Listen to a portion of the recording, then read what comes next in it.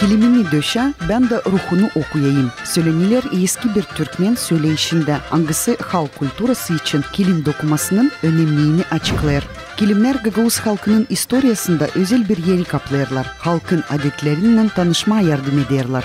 Это ковер уже, наверное, больше 200 лет. И эту ковер ткали две сестры. Одна из них, она была художницей, и по ее рисункам они ткали вот этот ковер. Наши родители и бабушки тоже, они, чтобы ткать один ковер, смотря по размеру, нужно было изготовить 5-6 килограмм шерсти.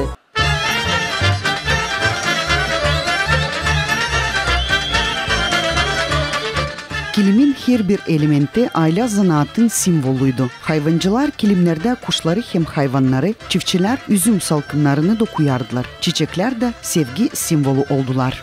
Имея большой опыт кочевой жизни, они, наверное, что-то еще и видели из других народов, соприкасаясь с другой культурой, они что-то перенимали. Bununla beraber historiklerin bakışlarına göre Gagavuzların kilimleri 18. asırda peydalandı. Açan Gagavuzlar bucak kırlarına göçtü. Her bir evde çeyizlerin hem en pahalı işlerin bir köşesi vardı. Hep burada en büyük duvarda bir kilim asılıydı. Angısında genealogiya ağacı resimliydi. На этом дереве столько ветвей ткали, сколько детей в этом доме существует.